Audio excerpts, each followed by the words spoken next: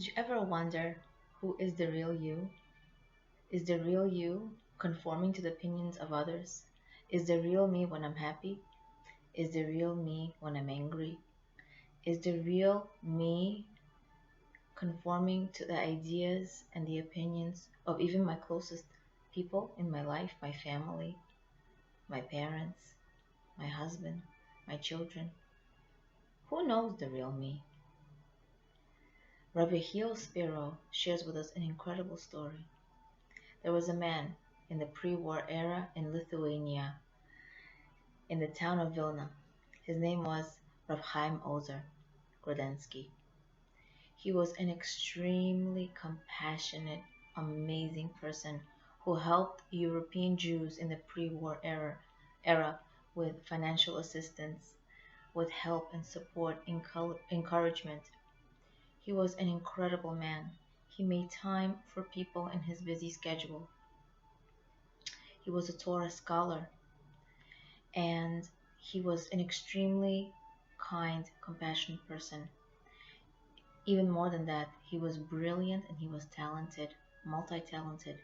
He was able to respond with his right hand to a question regarding a halacha, a Jewish law, write it down, and with his left hand he was able to do it to answer another halachic question. He was able to do that, and at the same time have a conversation with someone else about a completely different matter, so you can understand, have a taste of his brilliance, what kind of a person he was. You know, every single great person also has their critics. There was a man, his name is unknown. However, he was a lawyer. He was a big critic of Rab Chaim Ozer. He thought that Rab Chaim Ozer was trying to raise money for the yeshiva that he was responsible for, he was head of, and he was trying to raise money. He was actually keeping the money for himself, and he was forging the money. He was blaming him. And Rav Chaim Ozer continued to do what he does, continued to be kind to others, continued to fulfill his role in the community.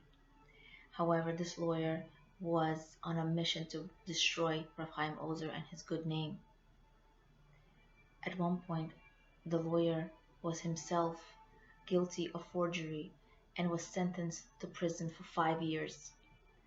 His wife and children were alone, while he was in the cell eating meager meals, being so depressed, so upset in the cell. After 5 years in prison, he was released. After he was released, he ran home, excited to see his wife. She opens the door. Now he thinks she's going to drop at his feet and excitedly and anxiously be so happy to see him. And he would see a house that's just so not taken care of and everything is falling apart because he wasn't there. He sees a house, to his surprise, well furnished. The kids look healthy and happy. The wife looks healthy and happy.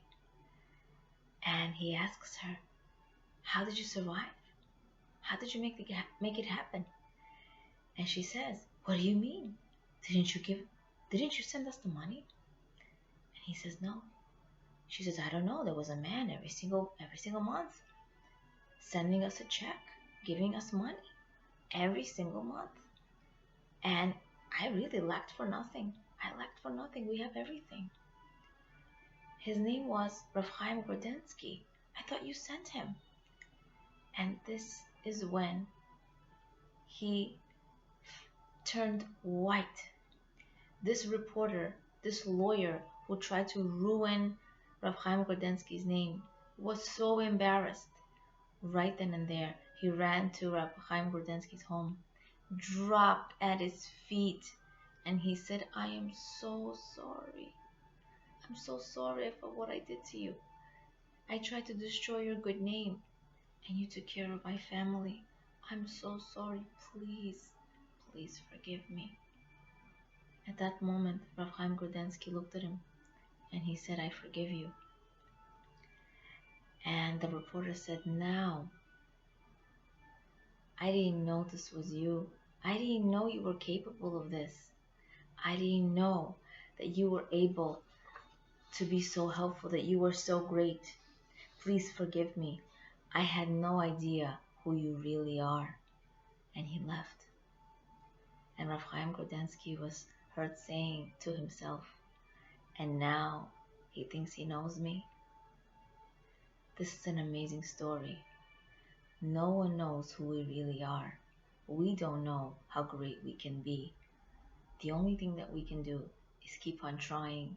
We can keep on growing. We can keep on being. Now, what if we get insulted by others? What if someone is trying to bring us down? Remember, no one is more powerful and greater than the Almighty, than our God. A practical tip for us is, if you're trying to grow as a person and you want to know if you're doing the right thing, get yourself someone who you look up to, whether it's a Rebbitzin, whether it's your college teacher, the teacher who taught you before you got married, whether it's a good friend. And you know who's a good friend? A good friend is not a friend who's constantly complimenting you. She's constantly making you feel good about yourself no matter what you do. A good friend knows how to criticize you because she cares about you. She doesn't want you going down. She doesn't want you to fall. And when you're hurting and when you fell, she's supporting you and bringing you up. That's a good friend. May we merit to know that we are greater than we can ever imagine. We don't even know ourselves. May we merit to be greater than ourselves. May we merit to have good friendships that bring us up to our greater selves. Leah Abramov, Being and Becoming.